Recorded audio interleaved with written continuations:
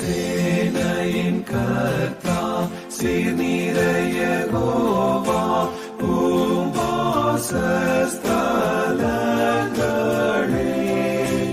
எத்தனை இன்பம் கர்த்தனை என்றும் அவற்றை வாஞ்சித்தீருப்பே. ராஜாதிராஜா சேனைகளின் கர்த்தா பீடம் என் வாஞ்சையே பீடடைந்தே உம்மை துதித்தே உறைவோர் பாக்கியவான்களே.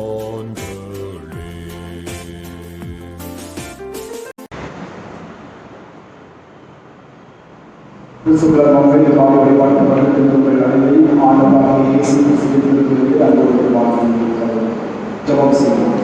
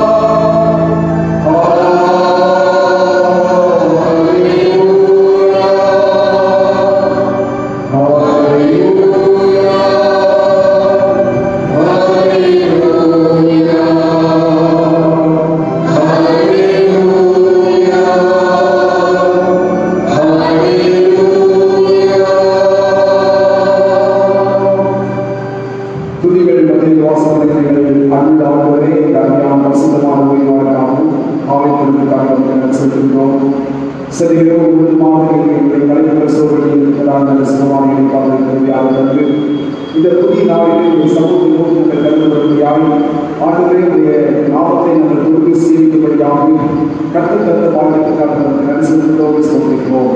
இந்த வழிபாட்டிலே ஆளுநர் அனைத்து பிரசரத்தை நாங்கள் கொண்டிருப்பதாக நாங்கள் வந்தவரை மற்றமாக கருமையாக கடத்துவதாக நேரத்தை அலுவலகத்தை சமாதானத்தை பெற்றுள்ளார்கள்.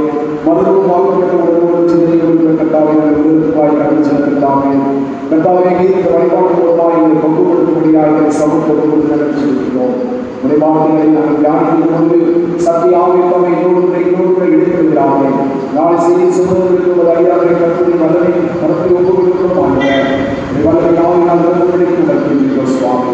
பகத்தின் கைவிட்டு பங்குகிற பிரயாசங்கள் அறியாமை கற்றையை சொல்ல அறிவுறும்படி சமூகத்தோடு நடத்திருக்கிறோம்.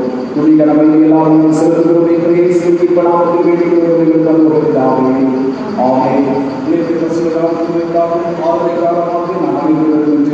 கிறிஸ்தவை பாவனைகள் 21 செலுத்தார்கள். பாவனைகள் 21 சேவை கண்டா சேவை வாசஸ்தலங்களை இன்பம். பாவனைகள் 21.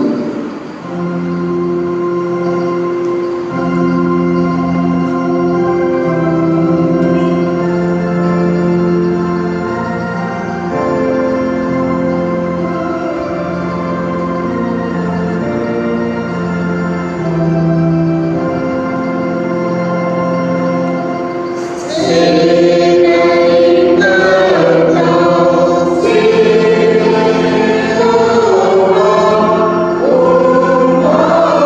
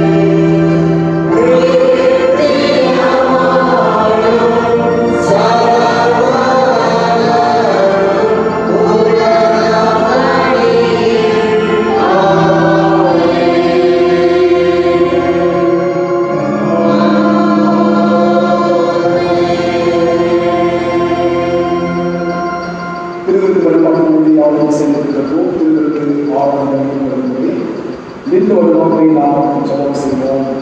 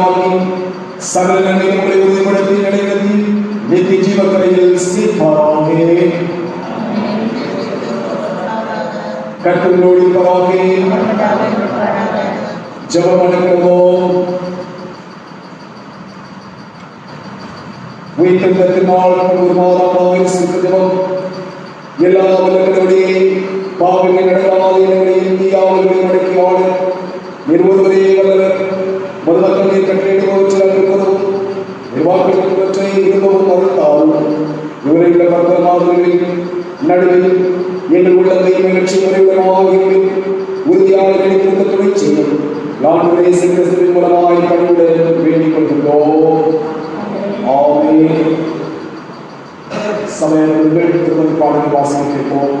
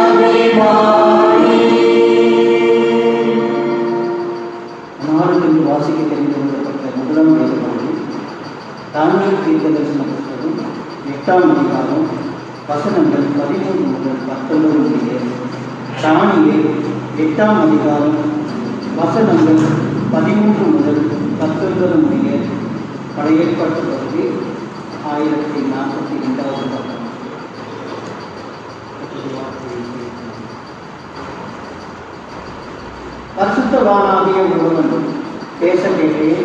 அப்பொழுது வேறொரு பரிசுத்தவான் பேசினவரை நோக்கி,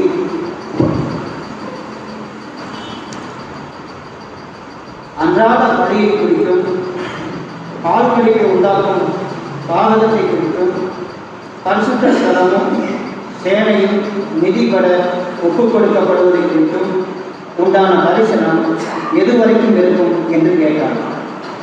அவன் என்னை நோக்கி 2300 ராப்பகல் செல்லும் வரைக்கும் இருக்கும், பின்பு பரிசுத்த ஸ்தலம் சுத்திகரிக்கப்படும் என்றான். தானியேலாகிய நாம் இந்த தரிசனத்தை கண்டு அதன் பொருளை அறிய வகை தேடுகையில் இதோ மனுஷ சாயலான ஒருவன் எனக்கு எதிரே நின்றான்.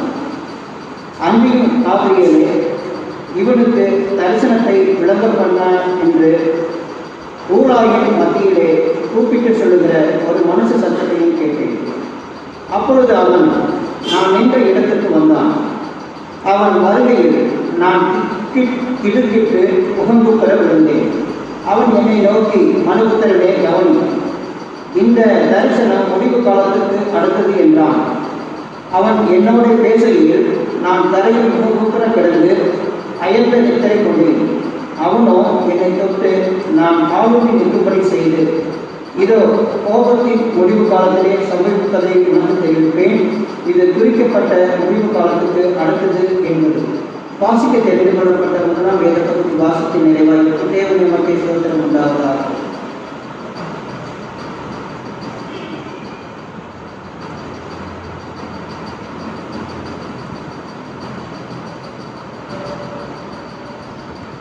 வாசிக்கும்படியாக தெரிந்து கொள்ளப்பட்ட இரண்டாம் வேத பாடம் அப்போஸ்தலனாகிய பேதுரு எழுதின 2ஆம் நிருபம் 3ஆம் அதிகாரம் வசனங்கள் 7 முதல் 14 முடிய.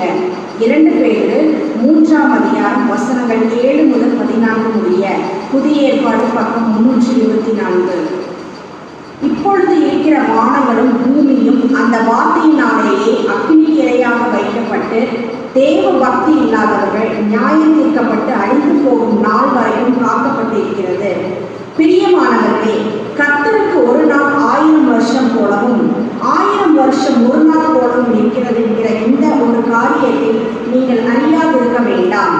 தாமதிக்கிறார் என்று சிலர் எண்ணுகிறபடி கர்த்தர் தமது வாக்குத்தத்தத்தை குறித்து தாமதமாயிராமல் ஒருவரும் கெட்டு போகாமல் எல்லோரும் மனதிருக்க வேண்டும் என்று விரும்பி நம்மேல் நீடிய பொறுமை உள்ளவராய் இருக்கிறார்.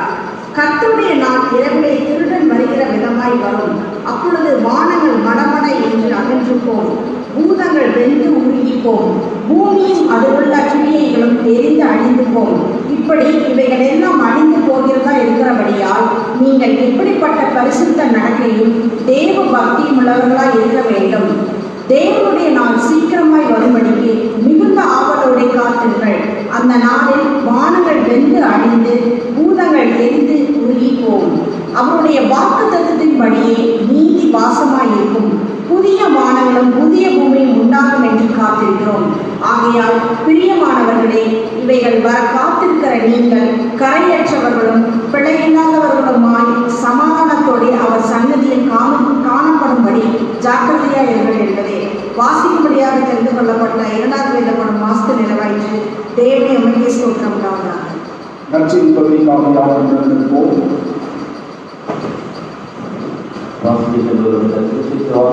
பரிசுத்த லூக்கா எழுதின சுவிசேஷம் 19வது அதிகாரம் வசனங்கள் 41-44 வரை. பரிசுத்த லூக்கா எழுதின சுவிசேஷம் 19வது அதிகாரம் வசனங்கள் 41-44 வரை. புதிய ஏற்பாட்டை பக்கம் 113வது பக்கத்தில் இருக்கிறது.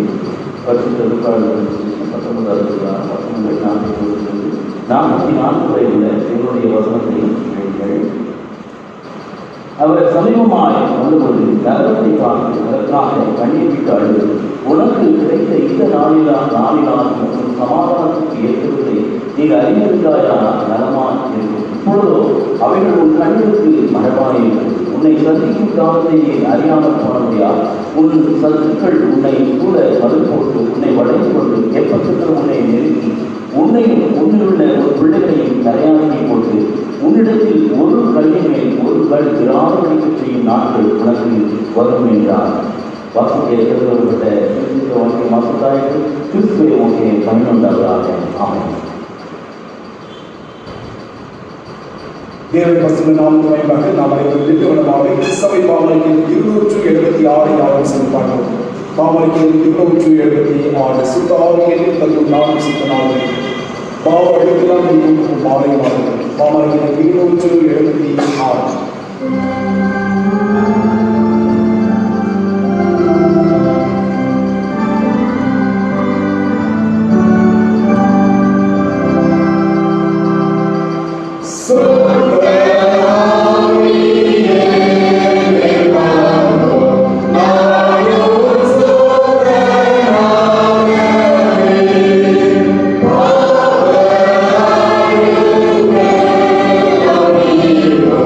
Oh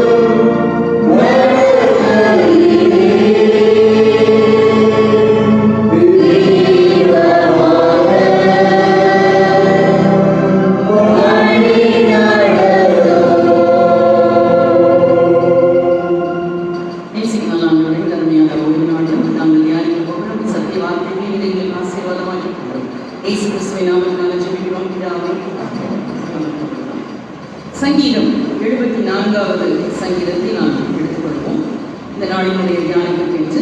இந்த சங்கீதத்தை தலைப்பை நாம் வாசிக்கும் பொழுது மஸ்கீல் என்னும் ஆசாவின் போதக சங்கீதம் என்று சொல்லி இந்த வார்த்தை சொல்லுகிறதை பார்க்கிறோம். ஸோ இங்கே சொல்லப்பட்டிருக்கிற இந்த மஸ்கீல் என்ற இந்த வார்த்தை அது ஒரு எபிரேய வார்த்தை. அதனுடைய பொருள் என்ன அப்படின்னு சொல்லி பார்த்தீங்கன்னா, நம்முடைய நண்பனுக்கு ஒரு காரியத்தை நாம் உணர்த்த வேண்டும் என்று சொல்லும் பொழுது அவனுடைய மனம் போனாதவாறு சுற்றி இருக்கிற மக்களுக்கு புரியாதபடிக்கு அவனுக்கு மாத்திரம் புரியத்தக்கதாக அவனுடைய தவறை அவனுக்கு உணர்த்தி அவனை சீர்படுத்துவது என்பதுதான் இந்த மஸ்கீல் என்ற வார்த்தையினுடைய காரியமாக வருகிறது. இந்த 74வது சங்கீதத்திலே முதல் 11 வசனங்களை குறித்து நாம் பார்க்கும் பொழுது அது ஒரு குறிப்பிட்ட சம்பவத்தை, அது நமக்கு ஆசாப் தன்னுடைய ஞான திருஷ்டியினாலே அவர் கண்ட ஒரு சம்பவத்தை குறித்து அந்த சங்கீதத்திலே அவர் அழகாக அவர் எழுதியிருக்கிறார் என்று நாம் பார்க்கிறோம். இந்த ஆசாப் என்று சொல்லப்படுகிற இந்த மனிதன் யார் என்று நாம் பார்ப்போம் என்று சொன்னால், இந்த சங்கீத புஸ்தகத்திலே 50வது சங்கீதத்திலிருந்து சங்கீதம் அடுத்தது 73லிருந்து 83வது சங்கீதம் வரைக்கும் இருக்கிற எல்லா சங்கீதங்களையும் எழுதினவர் இந்த ஆசாப் என்று சொல்லி பார்க்கிறோம். இவர் தாவீதினுடைய நாட்களிலே எல்லா இன்ஸ்ட்ருமெண்ட்ஸையும் பிளே பண்ணுகிற, ஆண்டவருடைய சமூகத்தில் நின்று பிளே பண்ணுற ஒரு பெரிய மியூசிஷியனாக, மியூசிக் டைரக்டராக, கொயர் மாஸ்டராக அவர் இருந்தார் என்று சொல்லி நமக்கு கொஞ்ச நாளாக 25வது அதிகாரம் முதல் 2 வசனங்கள் நமக்கு சொல்கிறது. இப்படி அவர் இன்ஸ்ட்ருமெண்ட்ஸ் அவர் பிளே பண்ணும் பொழுது அவருடைய வாயிலிருந்து தீர்க்க தரிசனமான வார்த்தைகள் ராஜாவுக்கு ஸ்பெசிபிக்கா, மற்ற மக்களுக்கு அது கடந்து வராது. அங்கே ராஜாவுக்கு மாத்திரமே அந்த வார்த்தைகள் கடந்து வரும் என்று சொல்லி அந்த வசனங்களிலே நீங்கள் பார்க்க முடியும். இந்த நபரை குறித்து, இந்த அருமையான ஆசாப்பை குறித்து பின்னால் நீங்கள் வாசித்தீர்கள் என்றால் 2 நாளாகவும் 29ஆம் அதிகாரம் 30வது வசனம், 2 நாளாகவும் 29-30. பின்பு எசேக்கியா ராஜாவும் பிரபுக்களும் லேவியரை நோக்கி, நீங்கள் தாவீதும் ஞான திருஷ்டிக்காரனாகிய ஆசாப்பும் பாடின வார்த்தையினால் கர்த்தரை துதியுங்கள் என்றார்கள். இந்த ஆசாப்பை குறித்து இங்கே எசேக்கியா சொல்லுகிற வார்த்தை என்ன என்று நாம் பார்ப்போம் என்று சொன்னால், அவர் ஒரு ஞான திருஷ்டிக்காரன் என்று சொல்லி இந்த வசனம் குறிப்பிடுகிறதை பார்க்கிறோம். தீர்க்கதரிசிக்கும் ஞான திருஷ்டிக்காரனுக்கும் என்ன வித்தியாசம் இருக்கிறது? ஒரு தீர்க்கதரிசி என்பவனுக்கு ஆண்டவர் நடக்கிற ஒரு காரியத்தையோ, நடக்க போகிற ஒரு காரியத்தையோ ஆண்டவர் நேராக வந்து அவனிடத்துல இறங்கி வந்து இந்த மாதிரி ஒரு காரியம் நடந்திருக்கிறது அல்லது நடக்க போகிறது, நடந்து கொண்டிருக்கிறது என்று சொல்லி அவர் அனௌன்ஸ் பண்ணா மட்டும்தான் இந்த தீர்க்கதரிசிக்கு தெரியும். இல்லைன்னு சொன்னா அவர்களுக்கு எல்லா காரியங்களுமே அது மறைக்கப்பட்டதா இருக்கும். கர்த்தர் சொல்லுகிற காரியங்களை தவிர அவர்களுக்கு வேறு எதையுமே அறிந்து கொள்ள முடியாது.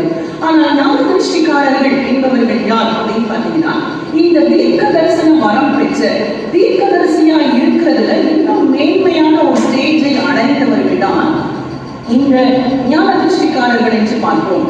இப்போ ஒரு ஞான திருஷ்டிக்காரன் இந்த இடத்துக்குள்ள வருகிறார் அப்படின்னு சொல்லி நீங்க வச்சுட்டீங்கன்னு சொன்னா, நம்ம சபையில இருக்கிற யாரோ ஒரு மனிதனை குறித்து, இந்த மனிதனுடைய வாழ்க்கையில என்ன கரெக்டா நடந்துட்டு இருக்கு, இப்போ அவன் என்ன யோசிச்சுட்டு இருக்கிறான் அப்படின்னு சொல்லி அவனுடைய சிந்தனைகளையும் அவனுடைய வாழ்க்கையும் அவர் அறியணும்னு நினைச்சிட்டாருன்னா, அந்த நபரை அவர் பார்த்துட்டாருனாலே போதும், அவரால் எல்லாவற்றையும் அப்படியே கிராஸ் பண்ணிக்க முடியும், அப்படியே லைவா நடக்கிற மாதிரி அவரால் அறிந்து கொள்ள முடியும்.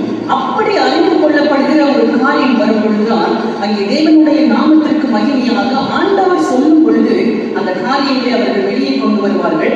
மற்றபடி இந்த காரியங்களை தன்னுடைய இருதயத்திலே வைத்து இதற்காக ஜெபிக்கிற காரியங்களில் மற்ற காரியங்களும் அவர்கள் செய்கிறவர்களாக இருக்கிறார்கள். வேதாகமம் முழுவதும் ஏராளமான தீர்க்கதரிசிகள் சொல்லப்பட்டிருந்தாலும் மொத்தம் 27 ஞான திருஷ்டிக்காரர்களை குறித்து அவர்களுடைய பெயரோடு கூட நமக்கு வேதாகமத்திலே எழுதப்பட்டிருக்கிறது. இயேசு கிறிஸ்துவும் ஒரு ஞான திருஷ்டிக்காரனாக இருந்தார், பவுலும் ஒரு ஞான திருஷ்டிக்காரனாக இருந்தார் என்று சொல்லி நம்ம நிறைய இன்ஸ்டன்சஸ்ல நம்ம என்ன செய்து கொள்ள முடியும், நாம் அறிந்து கொள்ள முடியும். நான் ஞான திருஷ்டி அடைந்தேன் என்று ஒரு இடத்துல பவுல் கூட சொல்லுகிற ஒரு வார்த்தையை பார்க்கிறோம். அப்படியானால் இந்த மனிதனை ஆசாப்பை ஞான திருஷ்டிக்காரன் என்று சொல்லி எசேக்கியா ராஜா சொல்லுகிற இந்த வார்த்தையை பார்க்கும் பொழுது அவர் தன்னுடைய ஞான திருஷ்டியினாலே அவர் கண்ட ஒரு முக்கியமான ஒரு சம்பவத்தை நாம் இந்த சங்கீதம் 74வது சங்கீதத்திலே நாம் வாசிக்கிறோம். நீங்கள் இந்த 74வது சங்கீதத்தை நீங்கள் எடுத்துக்கொள்ளுங்கள். ஒரு சில வார்த்தை வசனங்களை அது நடக்க போகிற சில காரியங்களை அவர் எப்படியாக பார்த்தார் என்று சொல்லி அதனுடைய காரியங்களை குறித்து நாம் இன்றைக்கு நாம் தியானிக்க போகிறோம். இந்த 74வது சங்கீதம் 7வது வசனத்தை நான் வாசிக்கிறேன். உமது பரிசுத்த ஸ்தலத்தை அக்கினிக்கு இரையாக்கி உமது நாமத்தின் வாசஸ்தலத்தை தரை மட்டும் இடித்து அசுத்தப்படுத்தினார்கள். இந்த வசனத்தில் அவர் எழுதியிருக்கிறார். இந்த காரியத்தை தன்னுடைய ஞான திருஷ்டியினாலே இந்த ஆசாப் பார்க்கிறார் என்று பார்க்கிறோம். தாவீது நாட்களிலே ஒரு இளைஞனாக ஒரு லேகியனாக இருந்தவர் சாலமோனுடைய நாட்களிலே அவர் முதிர் வயதுள்ளவராக சாலமோனுடைய தேவாலயம் அஸ்திவாரம் போடப்பட்ட நாள் முதல் கொண்டு அவருடைய பிரதிஷ்டையின் நாள் வரைக்கும் உயிரோடு இருந்தவராக பிரதிஷ்டையின் நாளிலே அந்த ஆலயத்திலே இருந்து கற்று ஆண்டவரை துதித்து அவர் பாட ஆரம்பித்த பொழுது அவரோடு இருந்தவர்கள் பாட ஆரம்பித்த பொழுது அங்கே பரலோகத்திலிருந்து மேகம் இறங்கி வந்து தேவாலயத்தை நிரப்பிச்சு என்று சொல்லி நம் பழைய பாட்டை நாம் படிக்க முடியும். எந்த சந்தர்ப்பத்திலே ஆண்டவர் இந்த காரியங்களை அவருக்கு ஞான திருஷ்டியாக கொடுத்தார் என்று அவர் இந்த காரியங்களை அவர் சொல்லவில்லை. அப்போ அவருடைய கண்களிலே அவரால் நடக்க போகிற சில காரியங்களை அப்படியே பார்க்க முடிகிறது. லைவ் டெலிகாஸ்ட் மாதிரி தரிசனத்திலே அவரால் பார்க்க முடிகிறது. அப்போ அவர் என்ன பார்க்கிறாருன்னா, கர்த்தருடைய ஆலயம் அக்கினிக்கு இரையாக்கப்படுகிறதையும் அங்கே தரை மட்டும் இடிக்கப்படுகிறதையும் அது அசுத்தப்படுத்தப்படுகிறதையும் அவர் கண்டு அவருக்குள்ளாக ஒரு மிகப்பெரிய கலக்கம் உண்டாகிறது. அப்ப அந்த தரிசனத்தை அவர் பார்க்கும் பொழுது எப்படிப்பட்ட காரியங்களை அவர் பார்க்கிறார்னா, நான் இன்றைக்கு நிற்கிற இந்த சாலமோனுடைய ஆலயத்தை குறித்து ஆண்டவர் சொல்லுகிறாரா என்று சொல்லி அவருக்குள்ளாக ஒரு மிகப்பெரிய கலக்கம். ஒருவேளை தாவீது நாட்களில் கொடுக்கப்பட்டிருந்துச்சுன்னா அப்பொழுது தேவாலயமே இல்லை. அப்ப ஆண்டவர் சொல்லுகிற இந்த தேவாலயம் எந்த தேவாலயம், அது அக்கினிக்கு இரையாக்கப்படுகிற ஒரு காரியத்தை குறித்து ஆண்டவர் காண்பிக்கிறாரே என்று சொல்லி அவருக்குள்ளே மிகப்பெரிய ஒரு கலக்கம் வருகிறது என்று பார்க்கிறோம். நீங்கள் எருசலேமினுடைய வரலாற்றை பார்க்கும் பொழுது வேதாகமத்திலே ரெண்டு தேவாலயங்கள் எருசலேமிலே கட்டப்பட்டது என்று பார்க்கிறோம். முதலாவது சாலமோனாலே கட்டப்பட்டது. பின்பதாக அதை நேபுகாத்நேச்சார் அதை தரைமட்டமாக இடித்து அதை அக்கினிக்கு உட்படுத்தி மக்களை அங்கே அவர் பாபிலோனுக்கு கொண்டு போனார் என்று பார்க்கிறோம். திரும்ப 2வது முறை அங்கே செருபாபேல் கடந்து வந்து திரும்ப அந்த ஆலயத்தை எடுப்பித்து அவர் கட்டுகிறார். ஒரு 400 வருஷம் கழிச்சு ஏரோது ராஜா அதே தேவாலயத்தை புதுப்பித்து 46 வருஷம் புதுப்பித்து அந்த ஆலயத்தை தான் இயேசு கிறிஸ்து ஊழியம் செய்தார் என்று பார்க்கிறோம். முதலாவது தேவாலயம் அதை குறித்து ஆண்டவர் சொல்லுகிறாரா அப்படின்னு சொல்லி நீங்க பார்த்தீங்கன்னு சொன்னா, இதே இடத்துல 9வது வசனத்தை நான் பார்க்கும் பொழுது, எங்களுக்கு இந்த அடையாளங்களை காணும் தீர்க்கதரிசியும் இல்லை, இது எது வரைக்கும் என்று அறிகிறவனும் எங்களிடத்தில் இல்லை அப்படின்னு சொல்லி அந்த வசனத்திலே அவர் சொல்லுகிறதை பார்க்கிறோம். இது எது வரைக்கும் இருக்கும்? இந்த உபத்திரவம், இந்த அக்கினிக்கு இரையாக்கப்பட்டு நாங்கள் சிறைப்பட்டு போகிற இந்த காரியங்கள் எது வரைக்கும் இருக்கும் என்று சொல்லி அறிகிறவன் எங்களிடத்தில் இல்லை என்று அவர் சொல்லுகிற வார்த்தையை பார்க்கிறோம். முதல் முறையாக அது அக்கினிக்கு உட்படுத்தப்பட்ட பொழுது இது எது வரைக்கும் இருக்கும் என்று அறிகிறவர்கள் அவர்கள் மத்தியிலே இருந்தார்கள் என்றால் இருந்தார்கள். எரேமியா தீர்க்கதரிசி 25வது அதிகாரத்தில் அவர் சொல்லுகிறார், இந்த தேவாலயம் தீக்கிரையாக்கப்படும், இந்த மக்கள் பாபிலோனுக்கு அடிமைகளாக கொண்டு போகப்படுவார்கள், அங்கே 70 வருஷமாக இந்த பாபிலோன் ராஜாவை அவர்கள் சேவிப்பார்கள் என்று சொல்லி அங்கே நாம் வாசிக்கிறோம். அப்படியானால் இது எது வரைக்கும் நடக்கும் என்று அறியாதிருக்கிற மனிதன் எங்கள் நடுவிலே இருக்கிறான் என்று அவர் சொல்லும் பொழுது யாருமே இல்லையே, எது வரைக்கும் நடக்கும் சொல்றவங்க இல்லையே அப்படின்னு சொன்னா, இது எந்த தேவாலயம் இடிக்கப்படுகிறதையும் அக்கினிக்கு உட்படுத்தப்படுகிறதையும் அது குறிக்கிறதுன்னு பார்த்தீங்கன்னா, இயேசு கிறிஸ்துவின் காலக்கெடுக்கு பின்பதாக கிறிஸ்துவுக்கு பின் 70வது ஆண்டிலே அங்கே இயேசு கிறிஸ்து இருந்து பிரசங்கித்த அந்த தேவாலயம் அது தீக்கிரையாக்கப்பட்டது ரோமர்களால் என்று சொல்லி நாம் பார்க்கிறோம். இந்த சம்பவத்தை குறித்துதான் இங்கே அவர் இந்த சங்கீதத்திலே அவர் எழுதுகிறார். இது எது வரைக்கும் என்று அறிகிறவன் என்கிற இந்த வார்த்தையை நீங்கள் பார்த்தீர்கள் என்றால், நாம் வாசிக்க கேட்ட பழைய ஏற்பாட்டு பகுதியிலே தானியேல் 8வது அதிகாரத்திலே பரிசுத்தவானாகிய ஒருவன் பேச கேட்டேன் அப்படின்னு சொல்லி அந்த பகுதி ஆரம்பிக்கிறது. அதுக்கு தொடர்ச்சியாக பேசினவரை இன்னொரு பரிசுத்தவான் பார்த்து இது எது வரைக்கும் இந்த காரியங்கள் நடக்கும் என்று சொல்லும் பொழுது அவர் 2300 ராப்பகல் வரைக்கும் செல்லும் என்று சொல்லி இந்த தேவாலயம் அழிக்கப்படும் என்று சொல்லி அவர் அந்த தூதனுக்கு அவர் சொன்னார். அந்த பரிசுத்தவானுக்கு இந்த முதல் பரிசுத்தவான் வந்து 2வது பரிசுத்தவானுக்கு சொன்னார் என்று சொல்லப்படுகிறது. இந்த முதலாவது பரிசுத்தவான் யார் என்று பார்த்தீங்கன்னு சொன்னா, ஹோல் பைபிள்ல இந்த ஒரு இடத்துல மாத்திரமே எபிரேய மொழியில அவருடைய வார்த்தை பல்மோனி என்று அழைக்கப்படுகிறது. அந்த பரிசுத்தவான் தேவதூதன் இந்த காரியங்களை அவர் சொல்லுவார். 2300 நாட்கள் செல்லும் அப்படின்னு சொல்ற வார்த்தையை பார்க்கிறோம். இது வரைக்கும் இருக்கும் என்று சொல்லி அவர் சொல்லுகிற வார்த்தையை பார்க்கிறோம். இந்த பரிசுத்தவான் யாருன்னு பார்த்தீங்கன்னா, நீங்கள் ஏசாயா 9ஆம் அதிகாரம் 6வது வசனத்திலே பார்க்கும் பொழுது இயேசு கிறிஸ்துவை குறித்து சொல்லப்பட்டிருக்கிற அந்த தீர்க்க தரிசனத்திலே அவருடைய நாமம் அதிசயமானவர் என்று சொல்லுகிற இடத்துல அந்த அதிசயமானவர் என்ற வார்த்தையினுடைய எபிரேய வார்த்தை இந்த பல்மொழியினுடைய ரூட் வேர்டாக இருக்கிற பெலே என்ற வார்த்தையாக கொடுக்கப்பட்டிருக்கிறது. அப்படியானால் இது யார்? இந்த பல்மொழி என்று சொல்லப்படுகிறவர் யார்? காலங்களை அறிகிறவர். எத்தனை காலங்களுக்கு ஒரு குறிப்பிட்ட சம்பவம் இருக்கும், ஒரு வேதனையான காரியம் இருக்கும் என்று அறிந்திருப்பவர் வேறு யாரும் அல்ல, அந்த பரிசுத்தவான் நம்முடைய ஆண்டவராகிய இயேசு கிறிஸ்து என்று பார்க்கிறோம். அப்ப இது என்கிட்ட இல்லை, இந்த மத்தியில இல்லை என்று அவர் சொல்லும் பொழுது அந்த நாட்களிலே அவர் மறித்து உயிர்த்தெழுந்து தேவனுடைய ராஜ்யத்திற்குள்ளே அவர் கடந்து போய்விட்டார் என்பதை குறிக்கிறதற்காக இந்த வார்த்தை எழுதப்பட்டிருக்கிறது என்று சொல்லி நாம் பார்க்க முடியும். 4வது வசனத்திலே நீங்கள் பார்க்கும் பொழுது உங்களுடைய ஆலயங்களுக்குள்ளே எச்சிக்கிறார்கள் என்று சொல்லி சொல்லப்படுகிறது. இந்த ஆலயங்களுக்குள்ளே என்று சொல்லப்படுகிற இந்த வார்த்தை அது மோயத் என்ற எதிரைய வார்த்தையினால் சொல்லப்படுகிறது. இதற்கு 2 பொருள் இருக்கிறது. ஒன்று பண்டிகை என்று பொருள், 2வது ஆலயம் என்று அதற்கு பொருள். சோ பண்டிகை என்று வரும் பொழுது ஒரு குறிப்பிட்ட பண்டிகையின் சமயத்திலே இந்த தேவாலயம் பிடிக்கப்படும். தேவாலயத்தை நின்று அவர்கள் எச்சிப்பார்கள், அந்த சத்துக்கள் எச்சிப்பார்கள் என்று சொல்லி அவர் அந்த ஞான திருஷ்டியிலே சொல்லுகிறார். இந்த வார்த்தை அப்படியே கிபி 70வது ஆண்டிலே நிறைவேறிச்சா அப்படின்னு பார்த்தீங்கன்னா, கரெக்டா கிபி 70வது ஆண்டிலே அந்த தேவாலயத்துக்குள்ள பஸ்கா பண்டிகை என்று ஏப்ரல் 14ஆம் தேதி அந்த நகரம் முற்றுகை போடப்பட்டது. எருசலேம் நகரம் முற்றுகை போடப்பட்டது. ஏறத்தாழ 5 லட்சம் யூதர்கள் உள்ளே மாட்டிக்கொண்டவர்களாக 3-4 மாதங்களுக்குள்ளாக அந்த தேவாலயம் அழிக்கப்பட்டு போயிடுச்சு என்று பார்க்கிறோம். சோ அந்த நாள் முதற்கொண்டு ஆண்டவர் இந்த ஆசாப்புக்கு அதை வெளிப்படுத்தி இருக்கிறார் என்று சொல்லி நாம் பார்க்க முடிகிறது. தொடர்ந்து நீங்க பார்த்தீங்கன்னு சொன்னா அதே வசனத்தினுடைய 2வது பகுதியில தங்கள் கொடிகளை அடையாளங்களாக நாட்டுகிறார்கள். சோ இந்த கொடி என்பது என்ன அப்படின்னு பார்த்தீங்கன்னா, அந்த காலங்களில் யுத்தங்களுக்கு அவர்கள் கடந்து வரும் பொழுது அங்கே ரோமர்கள் மத்தியிலே அங்கே லீஜியன்ஸ் என்று சொல்லப்படுகிற லேகியோன் என்று சொல்லப்படுகிற அவங்களுடைய மிலிட்டரியில 4800 இருந்து 6000 போர் வீரர்கள் இருக்கிற ஒரு கூட்டத்திற்கு தான் அது லீஜியன் அல்லது லேகியோன் என்று பெயர். இதுல 4 வகையான லீஜியன்ஸ் வந்தார்கள் என்று சொல்லி நமக்கு ஜோசிபஸ் என்று சொல்லப்படுகிற இந்த அழிவை குறித்து ரொம்ப டீடைலா எழுதியிருக்கிற அந்த ஜூனிஷ் ஹிஸ்டாரியில் அவர் இதை குறித்து அவர் சொல்லுகிறார். அப்ப 4 லீஜியன்ஸ் வராங்க. ஒவ்வொரு லீஜியனுக்கும் ஒரு கொடி கொடுக்கப்பட்டிருக்கும். அதுல ஒரு கொடியை நீங்க பார்த்தீங்கன்னா 10th லீஜியன் என்று அதற்கு பெயர். அதற்கு பெயர் ஃப்ரெட்டன்சிஸ் என்று அழைக்கப்பட்டது. அந்த லீஜியன் எங்கே இருந்தது என்றால், எந்த இடத்துல லேகியோன் என்று சொல்ல தன்னை அறிமுகப்படுத்தி கொண்ட அந்த பிசாசுகள் பிடித்த மனிதன் இருந்தானோ அந்த இடங்கள்ல அங்கே ஸ்டேஷன் பண்ணப்பட்டிருந்த ரோமர்களுடைய லீஜியனுடைய பெயர் தான் அந்த ஃப்ரெட்டன்சிஸ் என்பது. அவங்களுடைய கொடியில ஒரு பஞ்சியினுடைய சிம்பல் என்ன செய்யப்பட்டிருக்கும், அது வரையப்பட்டிருக்கும். அப்ப டோட்டலா ஒரு 24,000 பேர் இந்த இடத்துல யுத்தம் செய்வதற்காக கடந்து வருகிறார்கள்.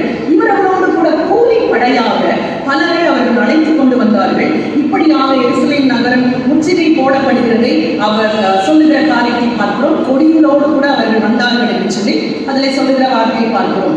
5வது வசனத்திலே கோடரிகளை ஓங்கி சோலைகளை மரங்களை வெட்டுகிறவன் பேர் பெற்றவன் ஆனான். இந்த வார்த்தை பார்த்தீங்கன்னா அப்படியே துல்லியமாக அது நிறைவேறிச்சு. எப்படி நிறைவேறிச்சுன்னா, இந்த முற்றுகை போட்ட அந்த மனிதன் யார் அப்படின்னு பார்த்தீங்கன்னா, தீத்து என்று அழைக்கப்படுகிற ஒரு மனிதன், ரோமன் ஜெனரல். அவங்க மத்தியில இருந்த வெஸ்பேஷியன் என்ற சீசர், அந்த ராணியுடைய மகனாக இருந்த இந்த தீத்து தான் இந்த எருசலேமை முற்றுகை போடுவதற்காக கடந்து வந்திருக்கிறான். அப்ப எல்லா உள்ளுக்குள்ள இருக்கிற அந்த செலோத்தையர்கள், மற்ற போர் வீரர்கள் எல்லாருமாக இணைந்து இங்க இவர்களோடு கூட சண்டையிட்டுக் கொண்டிருக்கிறார்கள். அப்ப இவனுக்கு பயங்கர கோபம் வந்து அவன் என்ன செய்தானா, எருசலேமினுடைய மதில்கள் இருந்து ஆரம்பிச்சு 15 கிலோமீட்டர் வரைக்கும் இருக்கிற எல்லா மரங்களையும் அவன் வெட்டி பாலிசைட்ஸ் சொல்லுவாங்க. யுத்தங்கள்ல நீங்க பாத்தீங்கன்னா அந்த பெரிய மரத்தினுடைய தூண்கள் மாதிரி இருக்கும், வரிசையா என்ன செஞ்சிருப்பாங்க, நிறுத்தி வச்சிருப்பாங்க. அதுக்கு உள்ளோடிதான் இந்த போர்ச்சிவர்கள் நடந்து போகிறத நீங்க பார்க்க முடியும். ஒரு ப்ரொடெக்ஷனுக்காக எப்படி அவங்க அட்டாக் பண்றாங்கன்னு கண்டுபிடிக்க முடியாததற்காக இந்த பாலிசைட்ஸ் என்ற காரியத்தை அவங்க வச்சிருக்காங்க. பங்கர்ஸ் என்று சொல்லி அவர்களை அந்த வார்த்தையை நீங்கள் போர்களிலே அவர்கள் பயன்படுத்துகிறதை நீங்கள் பார்க்க முடியும். இந்த பாலிசைட்ஸை பண்றதுக்காக 15 கிலோமீட்டருக்கு அவர் மரங்களை வெட்டினார் என்று சொல்லி நாம் வரலாற்றிலே படிக்கிறோம். இதுல இருந்து உங்களுக்கு 1070 ஆண்டுகளுக்கு முன்னால இங்கே ஆசாப் அதை தரிசனமாக அவர் அதை பார்க்கிறார். கோடரிகளை ஓங்கி சோலைகளை மரங்களை வெட்டுகிறவன், அவன் பெயர் பெற்றவன். ஆனான் இந்த யுத்தத்துல எத்தனையோ போர் வீரர்கள் வந்தார்கள். கிட்டத்தட்ட 60,000 பேர் சண்டையிட்டாங்க. ஆனா பெயர் பெற்றது யாருன்னு பாத்தீங்கன்னா, மரங்களை வெட்டுன்னு சொல்லி ஆர்டர் போட்டா அந்த தீத்து என்ற மனிதன் தான் பெயர் பெற்றவனாக அவன் மாறுகிறான். இன்றைக்கும் தீத்துவை குறித்து அறியாத இருக்கிற மனிதர்களை நீங்கள் பார்க்க முடியாது. அந்த காரியத்தை அவர் அப்படியே கண்கூடாக அவர் ஆசாப் பார்க்கிறார் என்று பார்க்கிறோம். 6வது வசனத்திலே, இப்பொழுதோ அவர்கள் அதன் சித்திர வேலைகளை, அதாவது தேவாலயத்தினுடைய சித்திர வேலைகளை முழுவதையும் வாட்சிகளாலும் சமட்டிகளாலும் தகர்த்து போடுகிறார்கள். இதையும் அவர் தரிசனத்திலே பார்க்கிறார். அவர் பார்த்த பொருள் அவருக்கு புரியவில்லை. சோ நீங்க பேட்டரியும் ரேம் என்று சொல்லி ரோமர்கள் பயன்படுத்தின ஒரு காரியத்தை குறித்து கேள்விப்பட்டிருப்பீங்க. ஒரு ஆட்டினுடைய தலையை அவங்க இரும்புல செஞ்சு அதனுடைய பகுதியில பாத்தீங்கன்னா பெரிய மரத்தை வச்சு அப்படியே இடிப்பாங்க. பூட்டப்பட்டிருக்கிற கதவுகள் மேல அப்படியே இடிப்பாங்க. கண்டினியூஸா இடிக்க இடிக்க இடிக்க கதவு உடைஞ்சிரும்.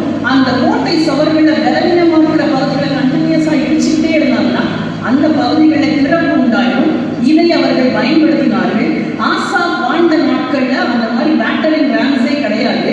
ஆனால் இங்க பாத்தீங்கன்னா அவங்க பயன்படுத்த போகிற அந்த வாட்சிகளையும் அந்த சம்மட்டிகளையும் அவருடைய கண்கள் கண்டது என்று சொல்லி இந்த ஆலயமும் அந்த எருசலேம் நகரமும் இடிக்கப்பட்டு தகர்த்து போடப்படுகிறது. தன்னுடைய தரிசனங்களிலே அவர் பார்க்கிறார் என்று பார்க்கிறோம். சோ உள்ள வராங்க. உள்ளே வந்து அவர்கள் பல விதமான யுத்தங்களை அவர்கள் செய்கிறார்கள். அந்த யுத்தங்களை அவர்கள் செய்த பொழுது கடைசியிலே ஆகஸ்ட் மாதத்திலே அந்த பட்டணத்தை அவர்கள் பிடிக்கிறார்கள். ஆகஸ்ட் 10ஆம் தேதியிலே அந்த நகரத்திற்குள்ளாக அவர்கள் என்டர் பண்ணும் பொழுது அந்த இடத்துல மிகப்பெரிய ஒரு அழிவை அவர்கள் உண்டு பண்ணினார்கள். தேவாலயம் முழுவதும் இருந்த எல்லா பொன் வெள்ளி ஒவ்வொரு கல்லுகளுக்கும் இடையில இருந்த கோல்டு, தேவாலயத்துக்கு உள்ள இருந்த கோல்டு, ஆண்டோனியா போர்ட்ரஸ்க்குள்ள இருந்த கோல்டு எல்லாவற்றையும் அவர்கள் எடுத்துக்கொண்டு கடைசியில் என்ன பண்ணாங்க, தேவாலயத்தை இடித்து தரைமட்டமாக்கி முழுவதுமாக தேவாலயத்திற்கும் முழு எருசலேம் நகரத்திற்கும் அவர்கள் அக்கினியினாலே அந்த இடத்தை அவர்கள் அப்படியே தகர்த்து போட்டு எரித்து சாம்பலாக்கினார்கள். ஒவ்வொரு இடங்களிலும் அவர்களுடைய இந்த லீஜியன்ஸினுடைய கொடி நாட்டப்பட்டது. அந்த ரோம சாம்ராஜ்யத்தினுடைய முக்கியமான அந்த கொடி அங்கே நாட்டப்பட்டது என்று சொல்லி இந்த வரலாற்றிலே இதை குறித்து நமக்கு சொல்லப்படுகிறதை பார்க்கிறோம். சோ ஏறத்தாழ 1000 ஆண்டுகளுக்கு பின்பதாக நடக்க போகிற காரியத்தை இந்த ஆசாப் தன்னுடைய கண்களாலே அதை அவர் பார்க்கிறார். என்ன பார்த்தாரோ பார்த்த அதே காரியத்தை அவர் ஒரு பாடலாக அவர் எழுதி வைத்திருக்கிறது தான் இந்த சங்கீதத்திலே நாம் பார்க்கிறோம். ஒரு ஞான திருஷ்டிக்காரனுடைய பணி என்ன? கர்த்தர் ஒரு அழிவை உண்டாக்கும் பொழுது, அழிவை கொண்டு வரும் பொழுது, அந்த அழிவுக்கு மத்தியிலே தேவன் எந்த கிரியை செய்ய வேண்டும் என்று சொல்லி அதற்காக ஜெபிப்பது ஒரு ஞான திருஷ்டிக்காரனுடைய முக்கியமான காரியமாக இருக்கிறது என்று பார்க்கிறோம். 74வது சங்கீதம் 3வது வசனம், நெடுங்காலமாக பாழாய் கிடக்கிற ஸ்தலங்களில் உங்களுடைய பாதங்களை எழுந்தருள பண்ணும். அது என்ன நெடுங்காலமா பாழாய் கிடந்தது அப்படின்னு பாத்தீங்கன்னா, கிபி 70வது ஆண்டு முதல் கொண்டு 1948வது ஆண்டு வரைக்கும் அந்த இடம் இஸ்ரவேல் மக்கள் உள்ளே வர முடியாதபடிக்கு அதனுடைய பல பகுதிகள் பாழாய் இருந்தது என்று சொல்லி நீங்கள் வரலாற்றிலே அறிந்து கொள்ள முடியும். அவர் அன்னைக்கு சொன்ன ஆண்டவரை நெடுங்காலமா பாழாய் கிடக்கிற இந்த ஸ்தலங்கள் மேல உங்களுடைய பாதங்களை எழுந்தருள பண்ணும்னு ஜெபம் பண்ணாரு. அந்த ஜெபத்தை அன்றைக்கு கேட்டவர் தம்முடைய தீர்மானத்திலே வைத்திருந்த நாட்களாக நம்முடைய கண்களுக்கு முன்பதாக 1948வது ஆண்டிலே மே மாதம் 15ஆம் தேதி அங்கே இஸ்ரவேல் என்ற தேசம் அங்கே உருவாயிற்று. இந்த பாழான இந்த இடத்துல அங்கே கர்த்தருடைய ஆலயத்தை அவர்கள் மீண்டுமாக கட்டுவதற்கு, எசேக்கியேல சொல்லப்பட்டிருக்கிற அந்த மாடல் படி கட்டுவதற்கு அவர்கள் ஜெபத்தோடு கூட ஆயத்தப்படுகிறார்கள். கர்த்தருடைய சமூகத்திலே அதற்காக அவர்கள் காத்திருக்கிறார்கள். இதுக்கு வரைக்கும் வந்த அழிவுக்கு எங்களுடைய பாவங்கள் தான் காரணம் ஆண்டவரே என்று சொல்லி மனம் திரும்பி தேவனை கேட்கிறார்கள். ஆண்டவர் அதை வாய்க்க பண்ணுகிற நாட்கள் அது சமீபத்திலும் வரலாம், நமக்கு தெரியாது. இன்றைக்கு நடக்கும் என்று நமக்கு தெரியாது. ஆனால் தீர்க்க தரிசனங்கள் அது கட்டப்படும் என்று சொல்லுகிறதை பார்க்கிறோம். அப்படியானால் ஆசாப் என்ற இந்த மனிதனுக்கு ஆண்டவர் தூர காலங்களிலே செய்ய போகிற தன்னுடைய காரியத்தை குறித்து சொன்ன பொழுது அதற்காக அவர் ஜெபித்தார் என்று பார்க்கிறோம். இன்றைக்கு நாம் வாழுகிற இந்த பூமி இது அக்கினிக்கு இரையாக வைக்கப்பட்டிருக்கிறது.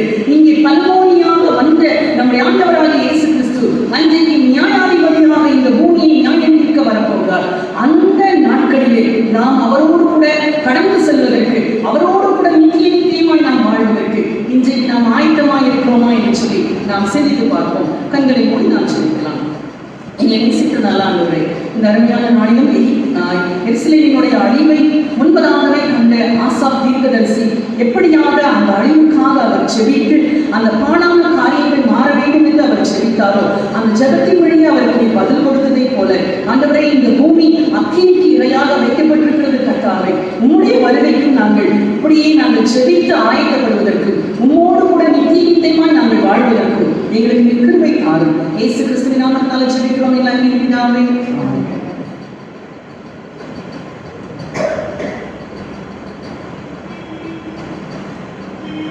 நம் அனைவரும் நம்முடைய விசுவாசத்தினை விசுவாசத்தை மாற்றுவதாக நாம் அறிக்கை செய்வோம்.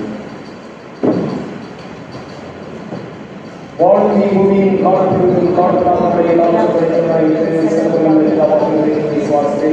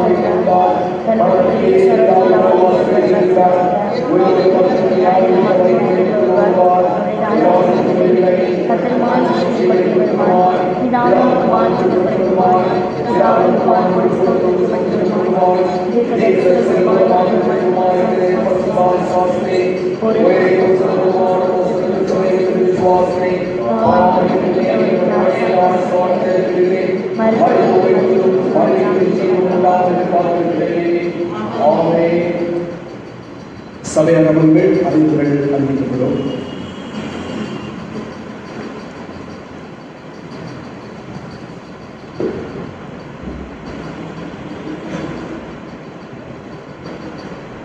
கர்த்தருடைய பரிசுத்த நாமத்துக்கு ஸ்தோத்திரம். ஆண்டவருடைய சிறுமாகி இயேசுவின் நாமத்திலே அன்பின் திருச்சபை அனைவரும் பரிசுத்த ஓய்வு நாளின் முதல் ஆராதனைகளை பங்கு கொள்வதிலே ஆயிரத்துக்கும் கம்மி சார்பிலே அன்போடு வாழ்த்து வருகிறோம்.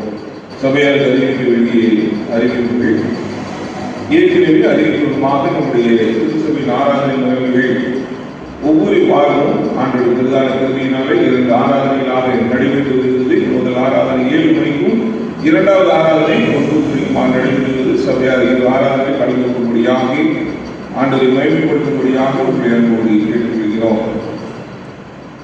நம்முடைய லெந்து கால சிறப்பு கூடுகை கூட்டங்கள் மற்றும் ஆராதனை முறைகள் குறித்த நோட்டீஸ் மற்றும் உண்டியல்கள் ஆலயத்திற்கு முன்பாக வைக்கப்பட்டிருந்தது. சபையர் ஆலய ஆராதனை அதை பெற்றும்படியாக உங்களை அன்போடு கேட்டுக்கொள்கிறோம்.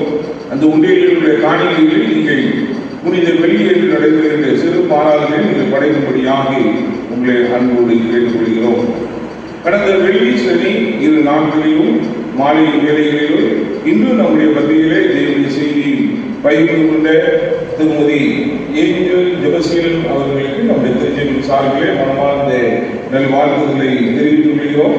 நீங்கள் அவர்களுக்கு ஆர்வமாக அவர்களுடைய ஊழியர்களுக்காக நீங்கள் ஜெபிக்கும்படியாக உங்களை அன்போடு கேட்டுக்கொள்கிறோம்.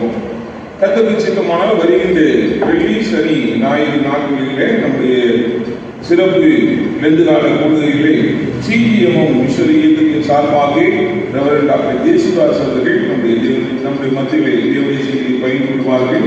சபையார் உற்சாகமாக இந்த ஆராதனை பங்கு பெற்று ஆண்டு நாமத்தை மகிமைப்படுத்தும்படியாக உங்களை அன்போடு கேட்டுக்கொள்கிறோம். வெள்ளி சனி மாலை ஆராதனைகள் நடைபெறும். ஞாயிறு காலை ஆராதனைகளே அவருடைய தேவனுடைய செய்தியை நம்முடைய மத்தியிலே பகிர்ந்து கொள்வார்கள். கர்த்தருக்கு சித்தமானால் வருகின்ற ஞாயிற்றுக்கிழமை மாலை 6 மணிக்கு நம்முடைய திருச்சபையில் அநேகருடைய குழந்தைகளுடைய ஞானஸ்நானம் அது தடைபட்டிருந்தது. ஆண்டு பிரதான கிருமினாலே வருகின்ற ஞாயிற்றுக்கிழமை மாலை 6 மணிக்கு அதற்கான சிறப்பு ஆராதனை நம்முடைய ஆயர்களால் ஏற்பாடு செய்யப்படுகிறது. எனவே நம்முடைய திருச்சபையிலே குழந்தைகளுக்கு ஞானஸ்நானம் கொடுக்க விரும்புகிறவர்கள் நீங்கள் ஆயவர்களை முன்பாக சந்தித்து அவர்கள் பெயர் விவரங்கள் பெற்றோர் விவரங்களை தெரிவிக்கும்படியாக அவர்கள் கேட்டுக்கொள்கிறோம். கர்த்தருக்கு சித்தமான வருகின்ற ஞாயிற்றுக்கிழமை மாலை 6 மணிக்கு இந்த சிறப்பு குழந்தைகள் ஞானஸ்நான ஆராதனை நடைபெறும். அந்த ஞானஸ்நான ஆராதனைகளை அந்த குடும்பத்தை சார்ந்த மக்கள் நீங்கள் உற்சாகமாக பங்கு பெறும்படியாக உங்களை அன்போடு கேட்டுக்கொள்கிறோம். அதே போல பெயர் கொடுக்க விரும்புகிறவர்கள் நீங்கள் ஆயிரங்களை சந்தித்து முன்பாகவே உங்களுடைய பெயர்களை பதிவு செய்து கொள்ளும்படியாக உங்களை அன்போடு கேட்டுக்கொள்கிறோம். இரண்டாவது, இன்று நம்முடைய இரண்டாவது ஆராதனைக்கு பிறகு திடப்படுத்த வகுப்புகள் நடைபெறும். திடப்படுத்தல்களை பங்கு பெறுகின்ற தம்பி தங்கிமார் நீங்கள் ஆயிரங்களை சந்தித்து அந்த வகுப்புகளை கலந்து கொள்ளும்படியாக உங்களை அன்போடு கேட்டு, அதே போல யாராவது பெயர் விட்டிருந்தாலும் இல்லை புதிதாக சில விருதுகள் இருந்தாலும் இந்த ஆயிரங்களை சந்தித்து உங்கள் பெயர்களை பதிவு செய்து கொள்ளும்படியாக உங்களை அன்போடு கேட்டுக்கொள்கிறோம். கர்த்தருக்கு சித்தமானால் வருகின்ற மார்ச் மாதம் 21ஆம் தேதி ஞாயிறு அன்று நம்முடைய திருச்சபையிலே திடப்படுத்தல் ஆராதனை நம்முடைய மதிப்பிற்குரிய பேராயர் அவர்களாலே நடத்தி வைக்கப்படும். சபையாளர்களுக்காக ஜெபிக்கவும் திடப்படுத்த கலந்து கொள்ளும் பிள்ளைகள் விசுவாசத்தில் உறுதிப்படவும் நீங்கள் ஜெபிக்கும்படியாக உங்களை அன்போடு கேட்டுக்கொள்கிறோம். நம்முடைய திருச்சபையிலே முன்னாள் ஆயராக பணியாற்றிய ஆயர் அருந்தவர் வில்சன் பேய்பார் அவர்கள் கடந்த வெளியிட்டு கர்த்தருக்குள் நிதிரையிடப்பட்டார் என்பதை ஆழ்ந்த வருத்தத்துடன் தெரிவித்துக் கொள்கிறோம்.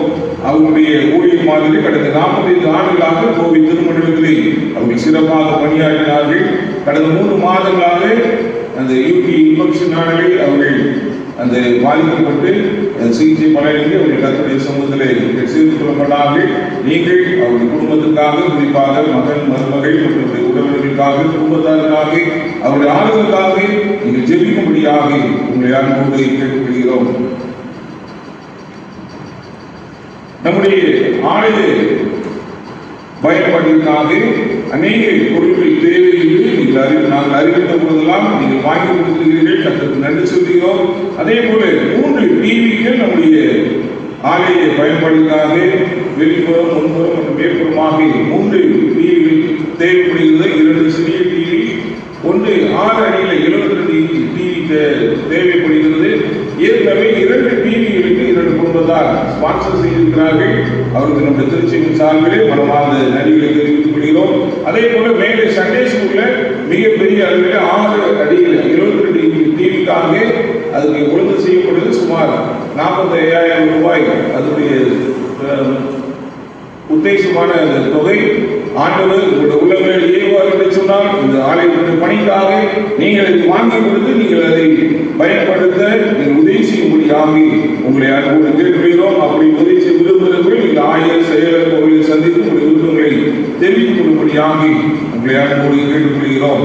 நம்முடைய திருச்சியினுடைய கல்லறை தோட்ட பணிகள் மட்டுமான அந்த குவாரி சரிவில் அந்த 1 ஏக்கர் 27 சென்ட் திட்டப் பணிகள் விரைவாக நடைபெற்று வருகிறது. ஆண்டுடைய சிறுகுடி கூடிய விரைவிலே அந்த பணிகள் துவக்கப்படும். சுமார் 1 கோடி ரூபாய் மதிப்பிலே அந்த பள்ளி கட்டிடமும் நம்முடைய சமுதாயங்களும் அது நிறைவேற்றப்பட்டிருக்கிறது. சபையார் அதற்காக ஜெபிக்கவும் உங்களுடைய பங்குகளில் உற்சாகமாக கொடுத்து ஊழியர்களை தாங்கும்படியாக உங்களை அன்போடு கேட்டுக்கொள்கிறோம். வருகின்ற வாரத்திலே பிறந்தநாள் மற்றும் திருநாள் காண்கிற அன்பின் சபையார் அனைவருக்கும் நம்முடைய திருச்சியின் சார்பிலே மனமார்ந்த வாழ்த்துக்களை தெரிவித்துக் கொள்கிறோம். கர்த்தர் தாமே நம் அனைவரையும் ஆசீர்வதித்து காப்பாராக. ஆமென்.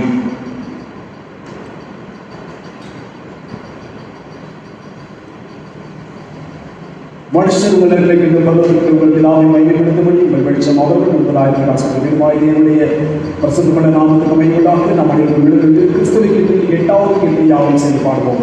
கேள்வியில் கேட்டு தெய்வத்தின் வெள்ளவே திருவள்ளுவர் தோற்றுமை மெய்மனதாலும் பாடல் பாடப்படுகின்ற கருத்து நம்மை நம்முடைய காலத்தை நாம் அர்ப்பணம் செய்வோம்.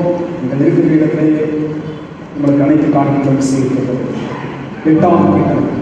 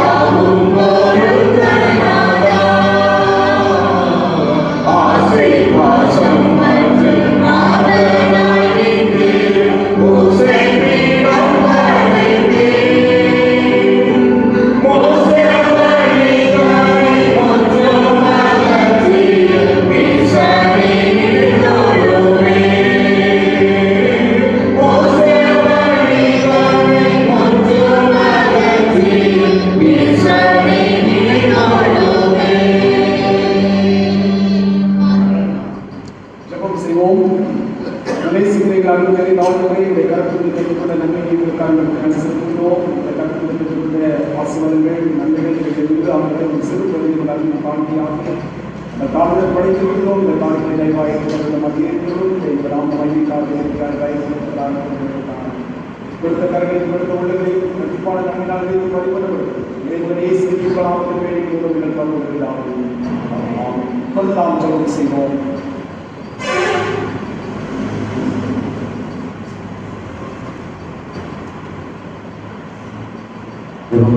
பரிசுத்தங்களும் சமாதானத்துக்காக நம்முடைய ஆத்மாக்களின் வெற்றிக்காக கர்த்தரை நோக்கி ஜெபம் செய்வோம். சமாதானத்துக்காக பரிசுத்த சபைகளின் நல்வாழ்வுக்காக அவைகளின் ஒருமைப்பாட்டுக்காக தேவனிடத்திலே ஜெபம் செய்வோம். நம்முடைய பேராயிரம் நல்ல எல்லா பணிகளுக்காக விசேஷமாக பிரதம பேராயிரம் நமது பேராயிரம் நல்ல சுத்தமான சார்புகள் தங்கள் மணிகளை பணிகளையை நிறைவேற்ற கர்த்தரை நோக்கி ஜெபம் செய்வோமாமே. அதிபதிகளுக்காகவும் அதிகார அமைப்பு எல்லாருக்காகவும் தேவனிடத்திலே ஜெபம் செய்வோமாமே. உபத்திரப்படுவோர் வெற்றுப்படுவோர் மரணம் தருவாயிருப்போர் அனைவருக்காகவும் தேவனிடத்திலே கொண்டாடுவோம். கட்டினியாயிருப்போர் அனாதைகள் விதவைகள் உபத்திரப்படுவோர் அனைவருக்காகவும் தேவனிடத்திலே கொண்டாடுவோம். நம்மை நம்முடைய ஆச்சரியமான ஊழியர்களுக்கு வரவழைத்தோடைய மகத்துவங்களை காண்பிக்கும் பொருட்டாக நமக்காக கிறிஸ்துவின் நாமத்தை அறிந்து கொள்ளும் யாருக்காக தேவனிடத்திலே ஜெபிப்போமாமே. கிறிஸ்துவின் முழுவதும் ஆவியானவரால் பரிசுத்தப்படுத்துகிறவரை அனைவருக்காகவும் உமது சந்நிதியில் நாங்கள் எடுக்கும் விண்ணப்பங்களை சிவங்களை அங்கீகரிக்கிறோம். ஓர் அங்கத்தினரும் தற்க நலத்திலும் பணிபுரியும் உண்மையும் தெய்வபக்தியோடு உங்கள் ஊழியத்தை அனுபவிக்க வேண்டும். எங்கள் ஆண்டவராய் இயேசு கிறிஸ்துவாய் வேண்டிக் கொள்கிறோம். ஆமென். ஆசீர்வாதத்தை பெற்றுக்கொள்வோம். நம்முடைய ஏகத்தான இயேசு கிறிஸ்துவினுடைய கிருபை பிதாவாகிய தேவனுடைய பரிசுத்த ஆவியானவருடைய அந்யோன்ய ஐக்கியம் இன்று மற்றும் சதா காலம் விசேஷமாக இயேசு கிறிஸ்துவை மூலமாய் பார்க்கிறார்கள் நாம் அனைவரோடும் வேண்டிக் இருப்பதாக. ஆமென்.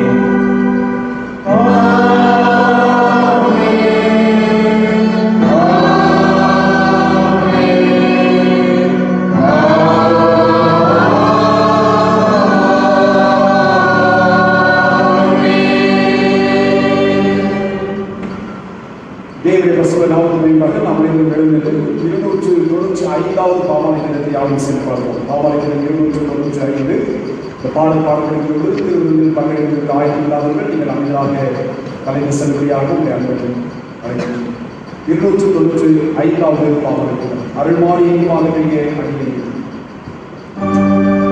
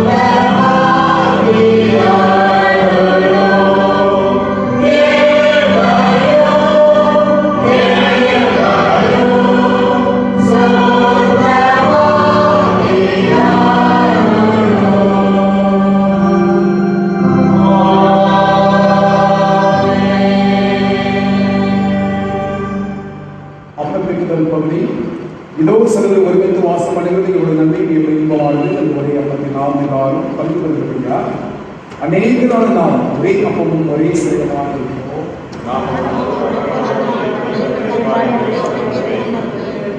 நம்முடைய சமாதானத்தை ஒருவருக்கு நாம் பகிர்ந்து கொள்வோம். அனைவரும் ஒரு சிறந்த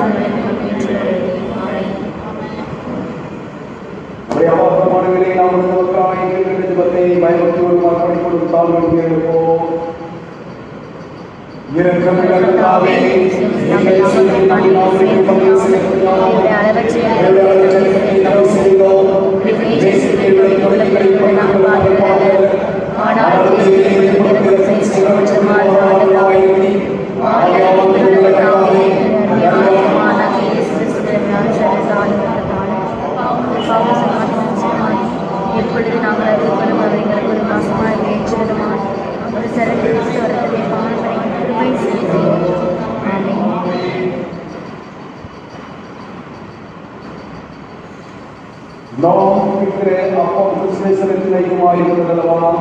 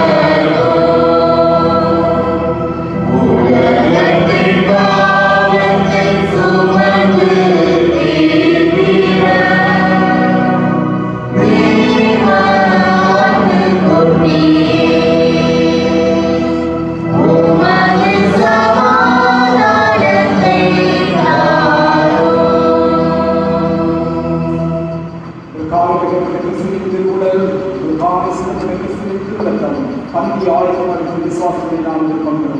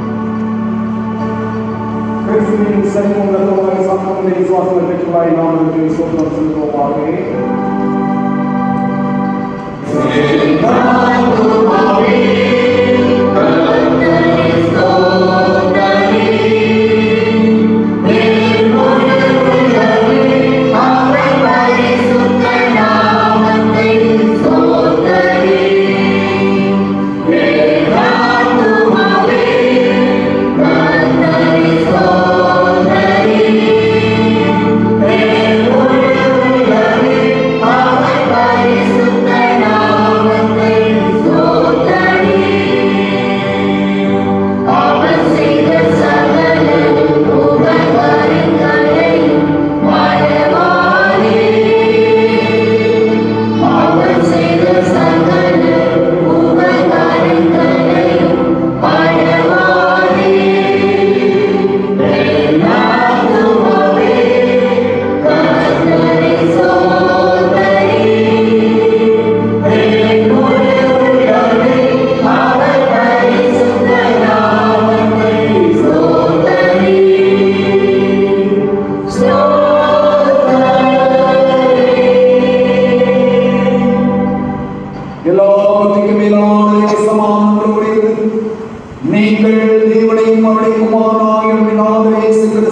பற்றி அறிவிலும் அன்பிலும் நிலைத்திருக்கும்படி உங்கள் இதயத்தையும் சிந்தையும் காக்க கடவுள் பிதா குமாரன் பரிசுத்த ஆவியுமாகிய சர்வ வல்லமை பொருந்திய தேவனுடைய ஆசீர்வாதம் உங்களுக்குள்ளே இருந்து எப்பொழுதும் உங்களோடே நிலைத்திருக்க கடவுள்.